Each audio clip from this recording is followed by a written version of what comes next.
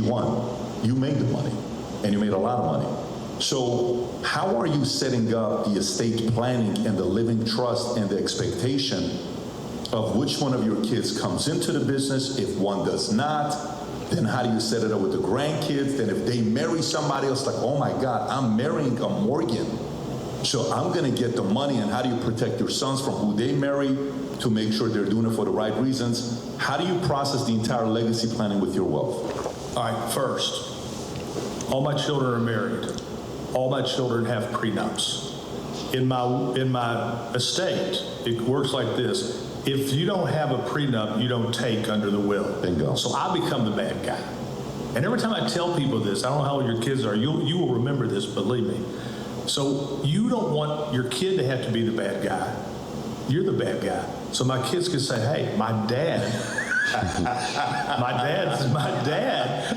Now, if you don't want to sign it, yeah, we're not getting shit. That's right. And so that's the first thing. The prenups are fairly tough. Okay. Like, you know, one lawyer said this is the most egregious document I've ever read. Egregious. Egregious. I'm sure you took it as a compliment. I said by design. By design. By design. Yeah. And so, but listen, the daughter-in-laws, the son-in-law, I love these folks, but I'm not going to have a situation where somebody can come in and, you know, my one son, Matt, said, because he was the first one, he's like, well, Daddy, maybe I put a clause in there that if I cheat on my wife, that is a null and void. I go, no, because we don't need to have any litigation.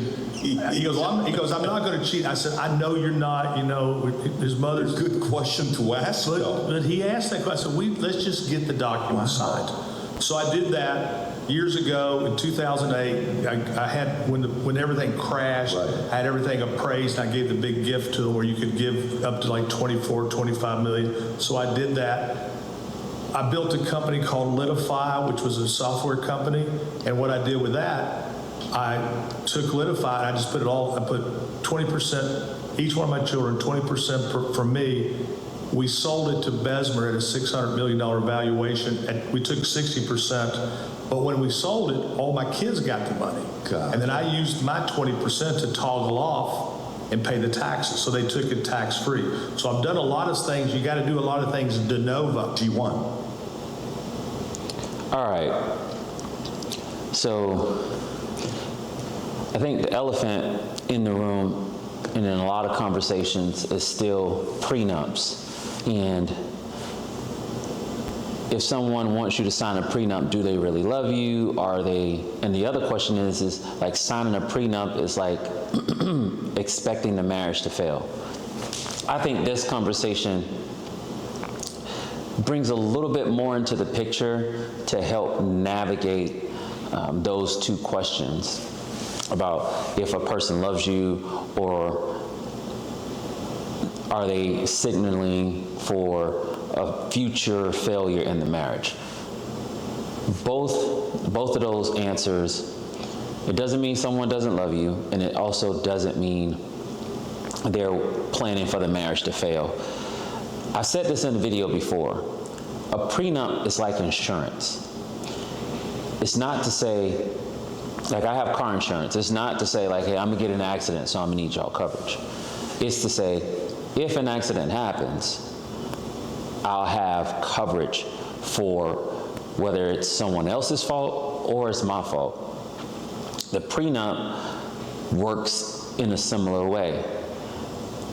If the marriage so happens to fail, if one of us so happen to decide like, you know, we don't want to be in this anymore, for whatever reason. If someone cheats and you say, hey, I don't want to be with someone who has cheated on me, or if a woman feels like they don't feel happy, they don't feel explored, whatever the reason may be, a prenup essentially says, whatever has been handed to me, you know, is protected. Whatever asset is mine already, you can't marry me and now take half of it. And I think that's important, especially as someone like himself. He's a billionaire. He's built a certain amount of money, assets, and even a legacy. So when you're talking about protecting your children from their own possible mistakes or challenges, you have to, as a parent, or just someone who has like wisdom, you have to sometimes put things put things in a position to where they are protected from themselves. So he's saying, like, I told all my sons, and I think he says he has 3 sons and 1 daughter, something like that, they all have to have a prenup. And if the spouse or the person of interest isn't with it, then they're not in the will, they're not part of the estate. So I think it's a good way of making sure you know, people are marrying for the right reasons.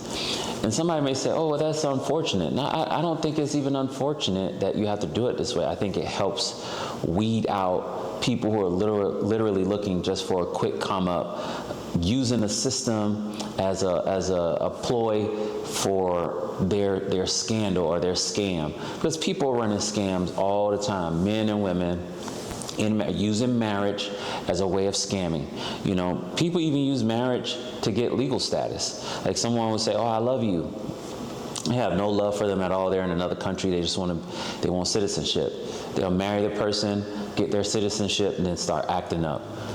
So I don't think this is a bad thing. I think it's a great thing. I think it's an even greater thing that he's forcing the hand of his children to either sign this or not be part of the estate, because I'm telling you, when money's involved, you see the nastiest side of people, unfortunately. Like, people just get really, really, really nasty. And I also want to talk about this. Infidelity is not an excuse for you then to take what belongs to someone. I know we think that when we're done wrong, we now have justice to take out all of our deepest wishes on someone and take from them what's theirs, but that's not how it works. I was in a relationship once, and I remember when just having, conversation about like marriage and what it would look like if it had to go through a divorce, like how do they see that? And I remember her telling me, like, well, what I go after in the divorce depends on what happened, like what's the reason for the divorce. Like if the reason is for infidelity, then I'm gonna go after more. I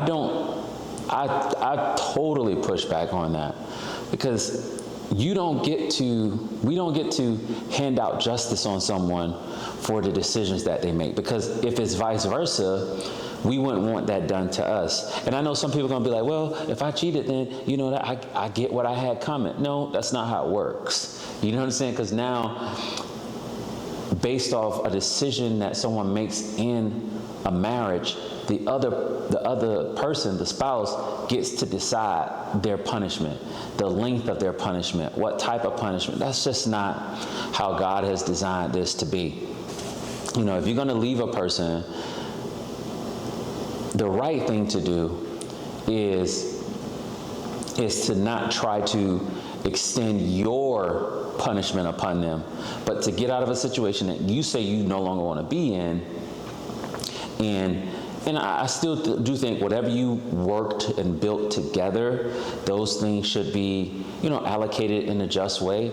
But anything that was theirs prior, you don't get to have that. You just don't. And unfortunately, as I said, like, money has such a stronghold in a lot of people's minds and hearts that they are willing to go to such lengths to get it. As a result, someone who has assets, someone who has money, someone who has legacy, someone who's in a good family, has a state, you have to help protect it. You have to help your children protect it, and you have to protect people. I mean, you have to keep people from, trying to get their hands on what's yours and what's your children's and your grandchildren's. Because we live in a world to where people look at what's yours as a possibility to be theirs, and they don't care how they have to get to it.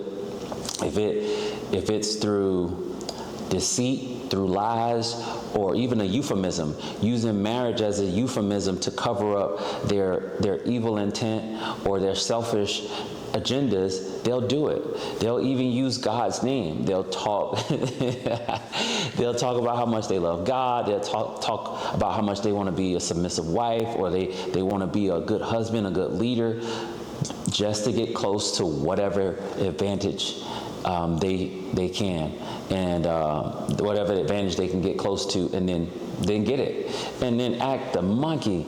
I said this in another video, and I'm gonna finish up. There's so much at stake when it comes to marriage. It's so much at stake.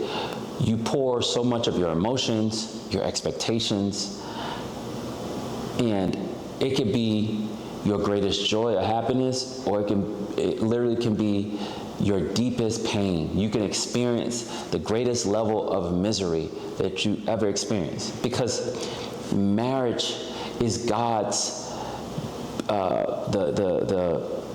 the most beautiful institution and the closest institution between two humans, between a man and a woman. Marriage is it. You can be a father, you could be a mother, you can be a sibling, you could be a cousin, a friend, a nephew, a grandson, grandma. All those things are great.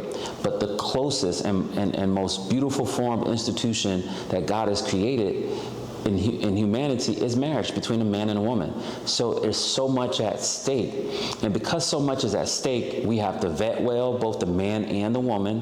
And you also have to do things as parents to help your children protect what you're handing down to them, or what you're handing down to your grandchildren. And then even as, as a man or a woman who's getting married or, dating, you have to put parameters in place, like a prenup.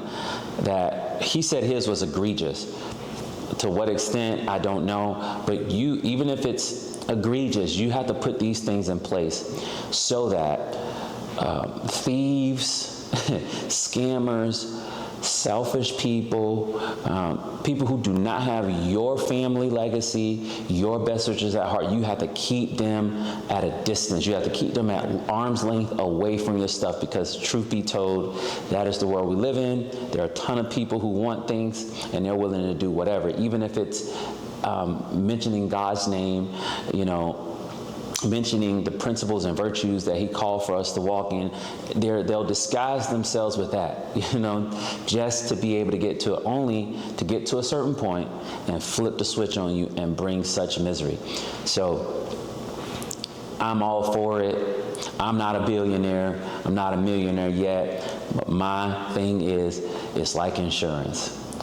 If you're gonna have car insurance, renter's insurance, home insurance, health insurance, get that marriage insurance. It's no slight at love, and it's definitely not to say that you plan to fail at marriage. It's just to make sure that all the ducks are in a row, so that integrity and character and proper justice proceedings can happen, just in case anything goes bad.